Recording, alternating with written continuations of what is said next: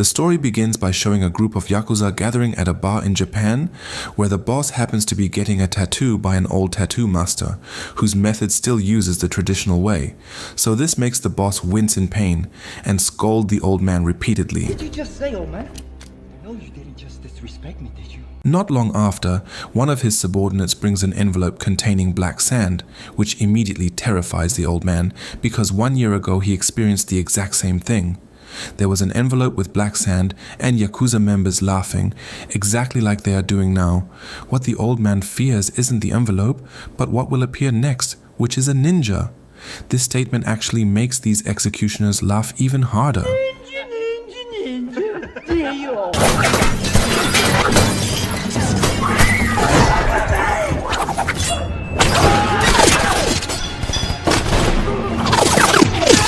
Everything the old man said becomes reality when a ninja figure, blending into the darkness, so sadistically slaughters all the Yakuza members, including the boss.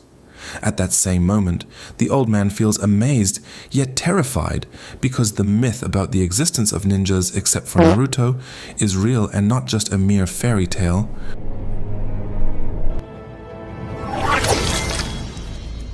The story begins many years ago at a ninja school, or more precisely the headquarters of a ninja assassin organization named the Ozunu Clan, led by a ninja master named Lord Ozunu, the big boss himself.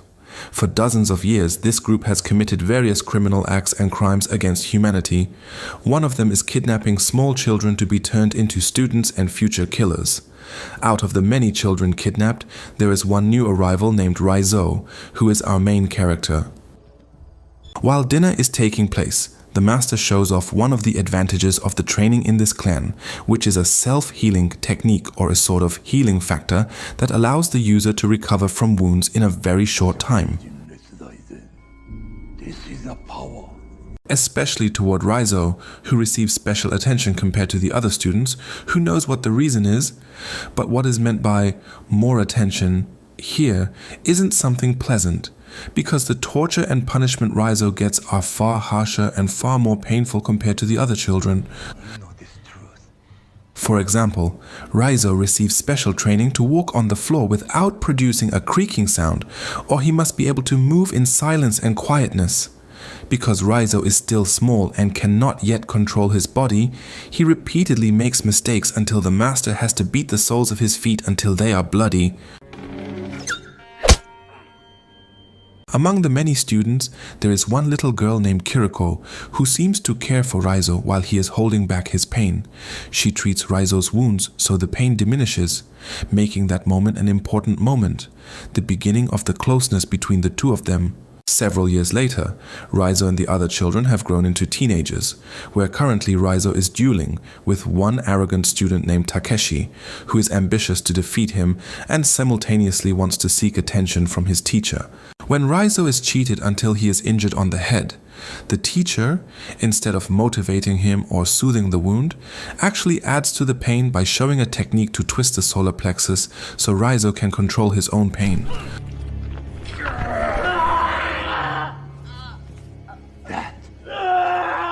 Here is your test, Raizo.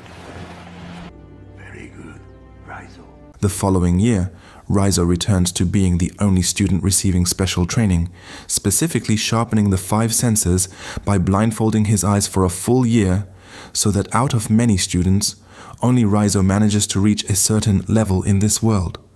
This is proven when he successfully defeats Takeshi with his eyes closed. It's Kiriko's turn to fight. She can easily defeat her opponent, but the master has another command that is quite heavy, requiring Kiriko to injure her opponent very severely. Because Kiriko refuses the order, she receives a direct sanction from the master in the form of a slash, wounding her face. Not only that, Kiriko gets another sanction in the form of confinement for 1 month, where Raizo, feeling a debt of gratitude, takes the initiative to help her survive by giving her drinking water through a small straw. Some time passes, and Kiriko, who can no longer stand it, desperately escapes alone. Raizo catches her doing it and briefly forbids her, because if she does it, the punishment will be very, very heavy, namely death. However, Kiriko remains confident in her decision because every human deserves a life and has the right to show or determine their own ninja way.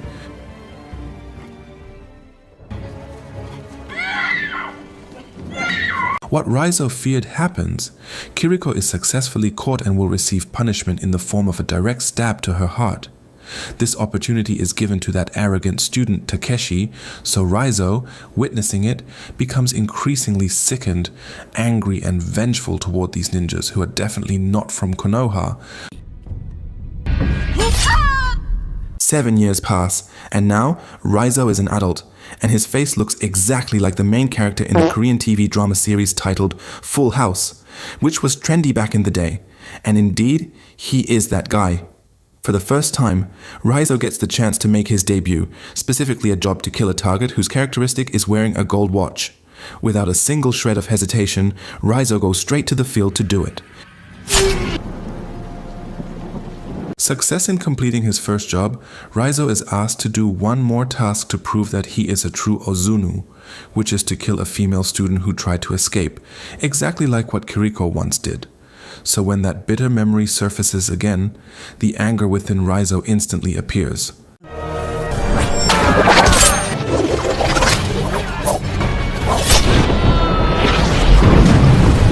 As for the detailed chronology after that event, essentially, the master considers Raizo to have betrayed them, and Raizo leaves a little souvenir in the form of a scar on the master's face that makes one of the master's eyes go blind. And the new story will truly begin as Raizo starts his new life with a new identity.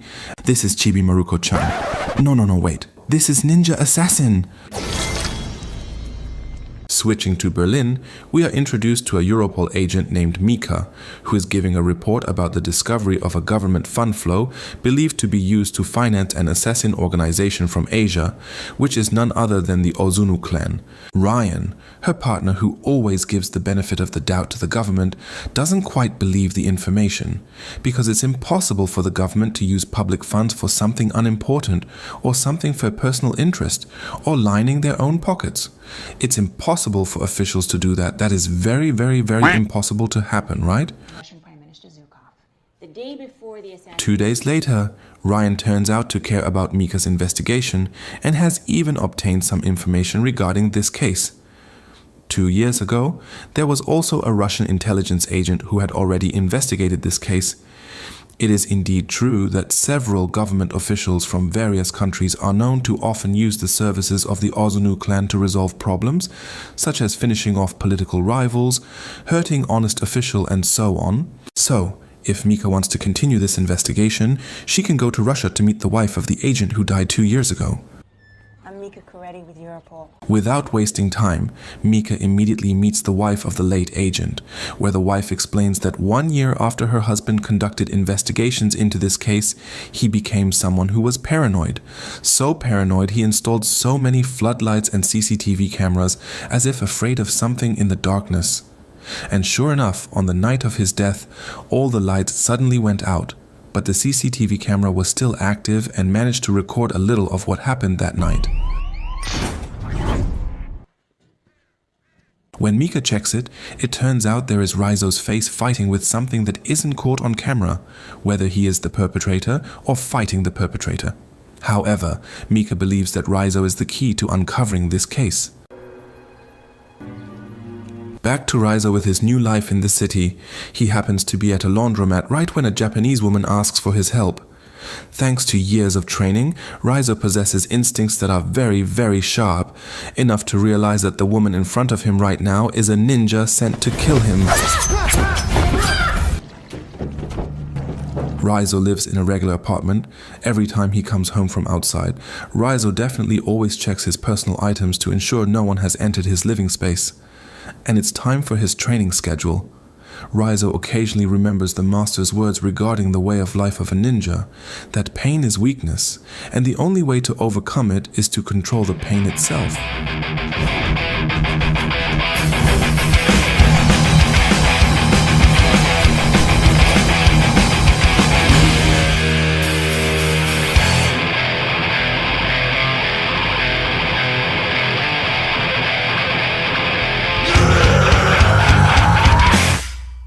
Although Raizo hates his teacher very much, he has never forgotten a single bit of the master's knowledge, science, lessons, and upbringing.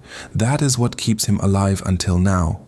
Even though in the last incident he suffered very severe wounds, because Raizo has reached the level of being able to control pain, he can perform some extraordinary things, one of which is magic tricks, like those often performed by magicians.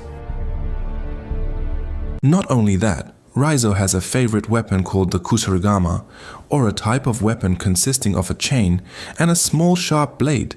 It would be very dangerous if used by someone unprofessional, but in the hands of the masters, experts, seniors, specialists, and pros, the kusarigama is a deadly weapon.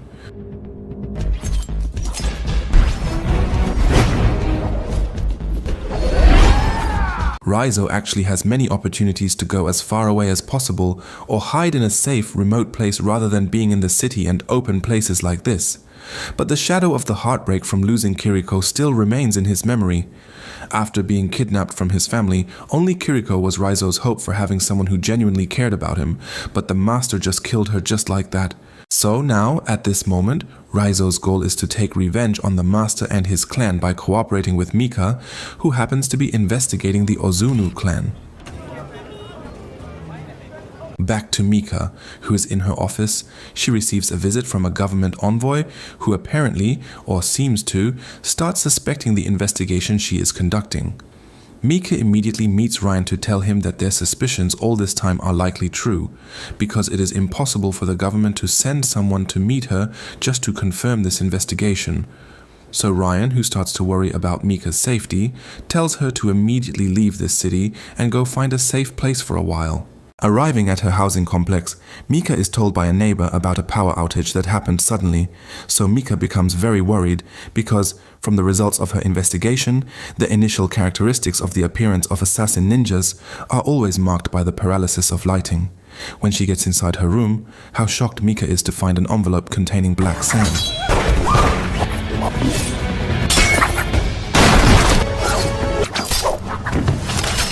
And suddenly, truly unexpectedly, Raizo is already there. He has been there for hours just to protect and meet Mika in person. His goal in coming here is, of course, to help Mika find the Ozunu Clan and simultaneously take revenge on the master.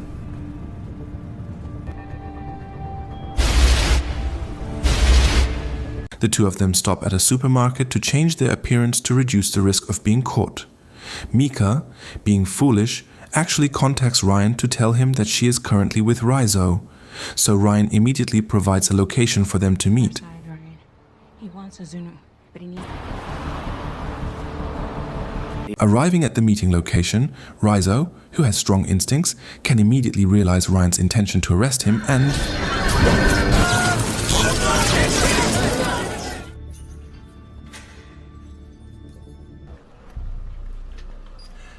Ryan turns out to have his own agenda and his own methods for digging up information regarding the Ozunu Clan, which is by capturing and interrogating Raizo in a way that will be a little forceful.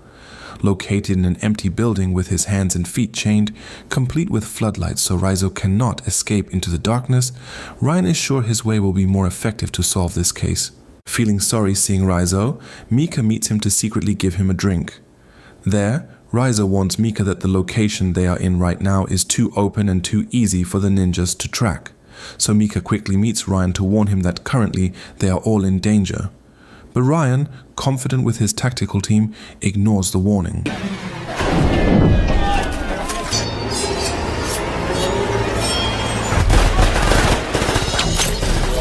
Until the ninjas are busy slaughtering the tactical team, Mika herself is seen untying Raizo, just as one ninja has already managed to get inside. Ryan, who was confident at the start underestimating the ninjas, is now completely overwhelmed watching his members killed one by one. Raizo tells Mika to go to the car first while he faces all the ninjas alone. Little brother.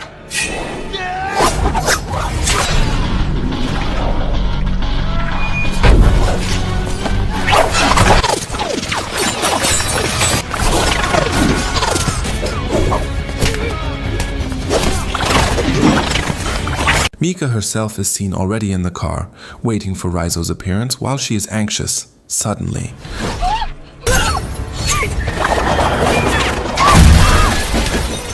back to Raizo, who is still fighting inside the building. Even though he has abilities above average, if he is swarmed continuously, eventually he gets tired too. So Raizo chooses another place that is more open to continue this fight.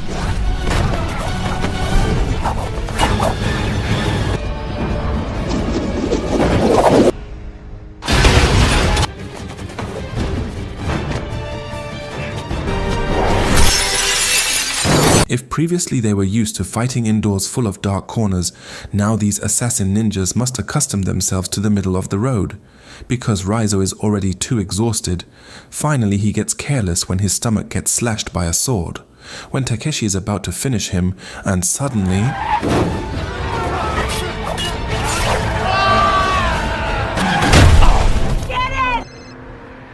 Ryan manages to survive with only a few of his men left, while Mika brings the injured Raizo to a hotel room.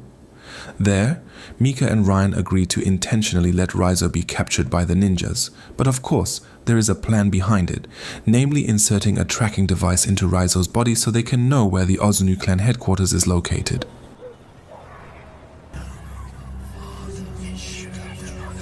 Raizo is taken in an iron coffin to be handed over to the master. Throughout the journey there, Raizo chooses to remain calm and not panic. Instead, he remembers the master's teachings regarding the self-healing technique using hand-seal jutsu, which functions to convert chakra into effective medicine, so effective that the wound on Raizo's stomach can seal itself without medkit. Arriving at the headquarters, Raizo immediately faces the master, whose eye is now blind. He is extremely disappointed with Raizo's actions in choosing to betray them, even though, when he first came to this place, the master saw great potential in Raizo and had a little hope that Raizo would be his successor, replacing the leadership of the Ozunu Clan in this place. But in reality, destiny said otherwise, so now Raizo must receive the death penalty for the betrayal he committed.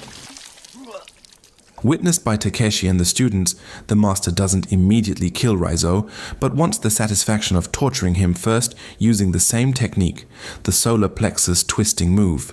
When Raizo coughs up blood, out comes the small tracking device from his mouth. Just as Takeshi realizes it, suddenly...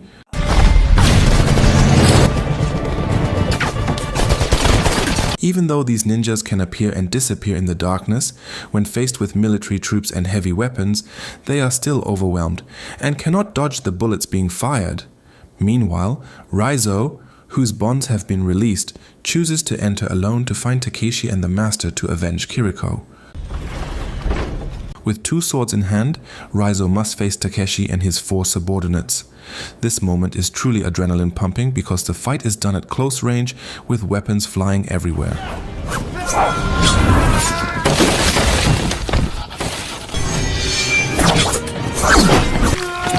Finished wiping out these minions, Raizo must face Takeshi. Using a cunning way, namely the trash talk jutsu, by reminding him of Raizo's pain when seeing Kiriko killed, Takeshi makes a big mistake reminding him of that moment, because it actually provokes Raizo's anger and brutality, making Takeshi the one trembling in fear. Finish him! Done finishing off Takeshi, it's time for Raizo to face the big boss, the master himself. Here he uses a secret technique not yet taught, the shadow illusion jutsu, which makes him able to vanish and appear very quickly.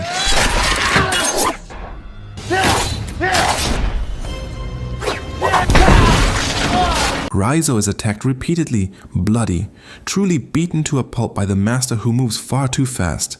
Even though Raizo tries his best, he has no chance to win against the high-level technique possessed by his teacher. Just as Raizo is about to be killed, Mika appears and manages to save him. However, it is truly unfortunate. The master suddenly appears from behind and stabs Mika's left chest, causing her to fall instantly. For the second time, Raizo has to watch a good person be killed by the savage hands of his master. At this point, Raizo truly can no longer stand his teacher. The anger within him provokes the chakra in his body to come out, so subconsciously Raizo can mimic a technique without having to learn it first. And yes, now it's time for the master to tremble, seeing his student is more skilled, faster, and more extraordinary in mastering his secret technique. So don't blame the Grim Reaper if the master has to die right then and there.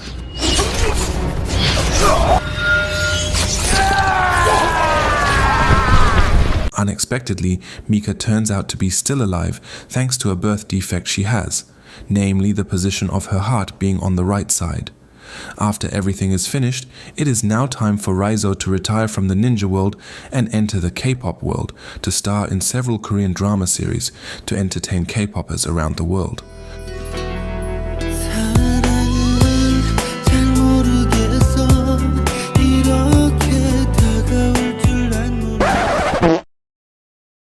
Just like Raizo's attitude in choosing to betray his evil group, that life consists of various choices, and we must be able to choose even in desperate conditions.